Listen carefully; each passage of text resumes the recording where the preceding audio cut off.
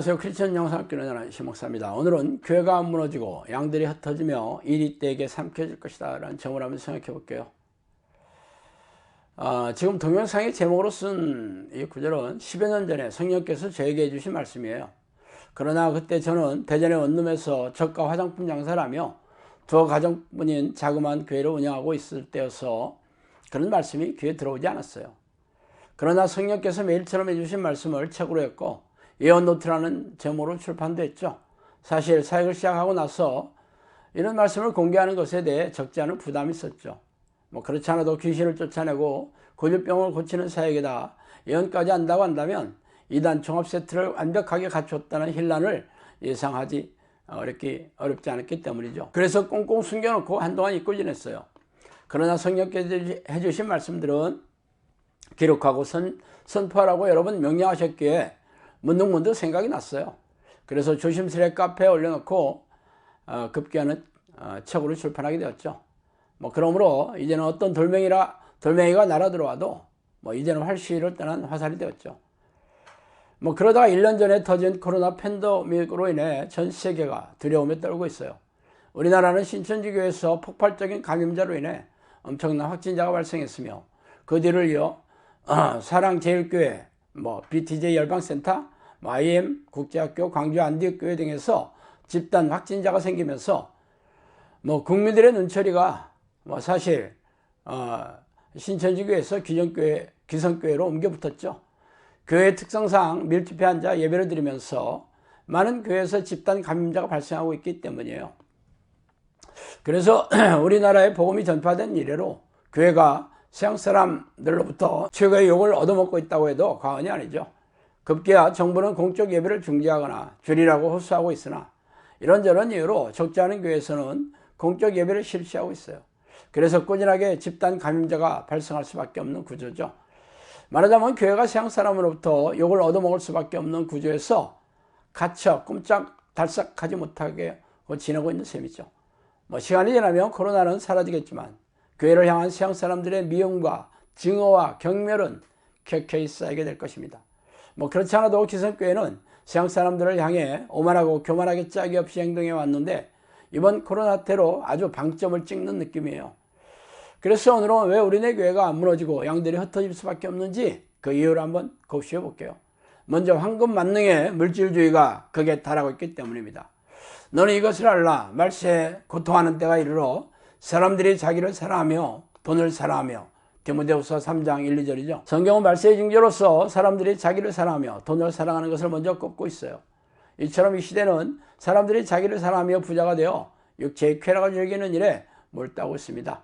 말하자면 돈이 우상이 되고 자기를 주인으로 섬기는 데 관심과 시간과 에너지를 쏟아붓고 있는 셈이죠. 그래서 기독교의 하나님과 예수 그리스도에 대해 관심조차 없어요. 예수님은 가난한 사람들과 마음이 가난한 자들에게 복음을 전하시려 이 땅에 오셨죠. 그러나 이 시대의 사람들은 이전 세대의 사람들이 경험하지 못한 경제 발전으로 부유해지고 럭셔리한 삶을 이루며 살아가고 있어요. 말하자면 마음이 가난한 사람이 없으니까 하나님을 찾는 사람조차 찾기 어렵게 되었죠. 이미 교회 마당을 밟는 교인들의 목적도 하나님의 뜻에 순종하는 삶이 아니라 부자가 되고 성공하는 데 하나님의 도움이 필요하기 때문입니다. 교회 밖이나 교회 아니나 돈이 하나님 자리를 차지하고 있으며 황금 만능의 물질주의를 추구하는 사람들이 머리를 조아리고 손을 벌리고 있어요. 그래서 하나님께서 교회를 무너뜨리며 예수님께서 양들을 흩으실 것입니다. 이들을 더 이상 두고 볼 수 없기 때문이죠. 두 번째, 전염병, 기근, 지진, 전쟁 등의 위기가 들이닥치고 있습니다. 난리와 소유의 소문을 들을 때 두려워하지 말라. 이 일이 먼저 있어야 돼. 끝은 곧 되지 아니하리라. 또 이르시되 민족이 민족을, 나라가 나라를 대적하여 일어나겠고 곳곳에 큰 지진과 기근과 전염병이 있겠고 또 무서운 일과 하늘로부터 큰 징조들이 있으리라. 누가복음 21장 9절에 11절이죠. 예수님께서 말씀하신 종말의 징조는 전쟁, 기근, 지진과 전쟁 등이에요. 최근 코로나 때로 전 세계를 공포의 동안에 몰아넣고 있는 것도 전염병이잖아요. 그러나 몇 해 전에 사스, 메르스와 같은 전대미문의 전염병이 나타나더니 급기야는 코로나 때가 벌어진 것입니다. 코로나가 잠잠해지더라도 제2, 제3의 코로나가 들이닥칠 것을 짐작하는 게 어렵지 않잖아요. 게다가 지진과 기근과 전쟁이 언제 일어나도 전혀 이상하지 않을 만큼 이 세상은 흉하고 아주 두렵습니다. 이럴 때는 사탄이 교인들의 마음에 평안과 기쁨을 빼앗고 걱정과 염려, 두려움과 불안을 넣어주고 불신앙의 죄악에 걸려들게 덫을 놓고 걸려들게 만들고 있죠. 그동안 형식적인 예배의식과 희생적인 신앙행위로 교회 마당을 밟아왔던 종교적인 교인들이 두려워하며 믿음이 식어지고 하나님에게서 떨어져 나갈 것이 분명합니다. 세 번째, 무능하고 무기력한 교회에서 교인들이 실망하고 떠나간다는 것이죠.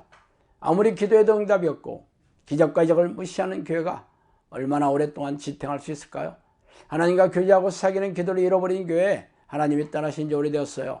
그래서 교인들이 아무리 교회를 다녀도 영혼이 건조하고 냉랭하며 삶이 고단하고 팍팍합니다. 이런 상태를 얼마나 버틸 수 있을까요? 세상 사람들이 기독교를 개독이라고 부르고 목사를 목사라 부르며 조롱하고 멸시하는 이유는 교인들이 맛을 잃어버린 소금이 되어 버려지고 밟히고 있기 때문이죠. 그래서 신천지 교회와 같은 신생 이단 교회 유혹에 빠지고 탐욕스러운 목회자에게 실망하여 교인들이 가난한 교인이 되어가고 있는 중이에요. 이렇게 교회를 떠나간 교인들은 안티가 되거나 겨우 남아있던 믿음마저 사라져버리고 무늬만 크리스천으로 남아있게 되겠죠.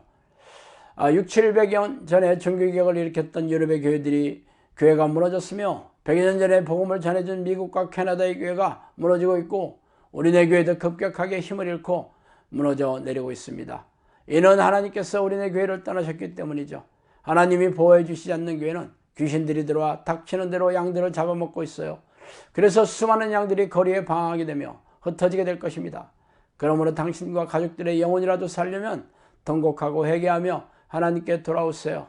이제 종말의 시간이 시시각각 다가오고 있을 때에 깨어서 항상 기도하지 않는 사람들에게는 더 이상의 기회가 주어지지 않기 때문입니다.